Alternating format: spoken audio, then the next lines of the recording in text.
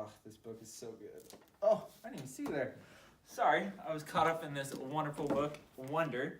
This is the book that we're doing our presentation today on. It's a 5th grade and 6th grade reading level, and it just has a great story of, it's actually a true story of someone that has a facial deformity. And for the first time they're going to school, and they talk about all the things that go on in middle school and how they have to deal with the problems of bullying and just trying to fit in when you aren't meant to fit in. So we have some activities and whatnot that are going to go with it, but stay tuned. I know I'm not an ordinary 10-year-old kid. I mean, sure, I do ordinary things like I eat ice cream, I ride my bike, I play ball, I have an Xbox. Stuff like that makes me ordinary, I guess. And I feel ordinary inside. But I know ordinary kids don't make other ordinary kids run away screaming in playgrounds. So you just watched the book trailer for Wonder. It has a lot of great concepts that you can find in that and also in the book. One of the reasons why we decided we were going to show it and use it as one of our activities is because of the things that come along with it. When you show this in your classroom, it makes students to start think about what is going on. They can start making predictions, thinking about what is going to happen in the book, and they can just start doing pre-writes of their initial thoughts. These are all very beneficial in the classroom, and we're going to dive into it a little bit more.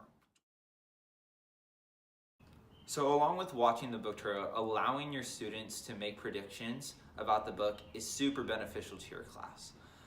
You can allow your students to guess on how the characters are going to act, what's going to happen in the book, maybe some of the themes.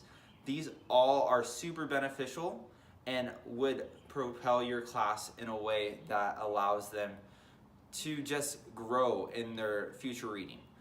Along with that is pre-writing. You would have them watch the movie trailer and then start writing down their initial thoughts from the trailer.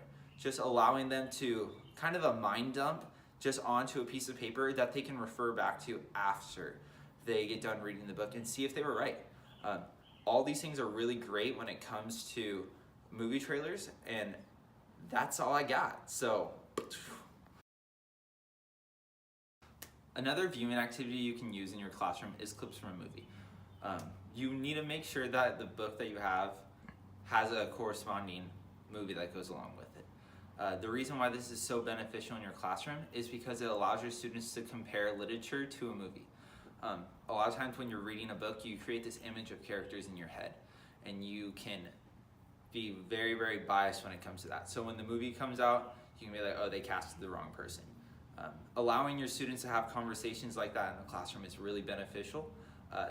This also could go along with plot, theme, a lot of different topics, or even just hard situations that go along in the book.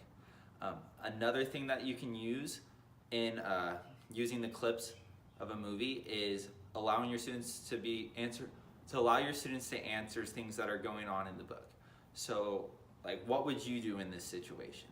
Allowing them to see that if they would do something different or if they would do the same thing. This concludes the viewing activities.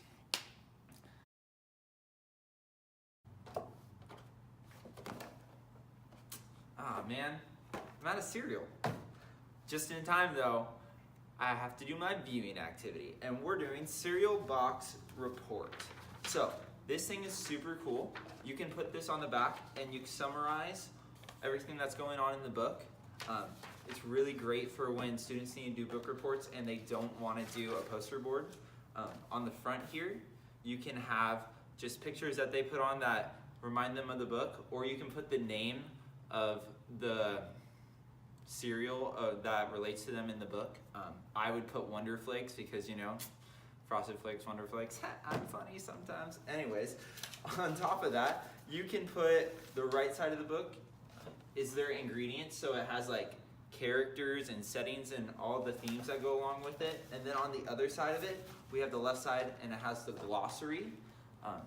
And all around it just creates a really cool presentation because you can pass this around the class, and instead of having a presentation, you can just have a bunch of students with these boxes passing around the class and letting them see what they thought about the book.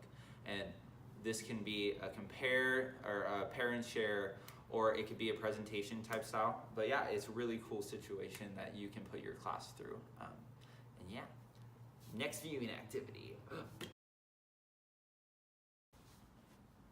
For our second visual representation activity, we have the paper bag activity.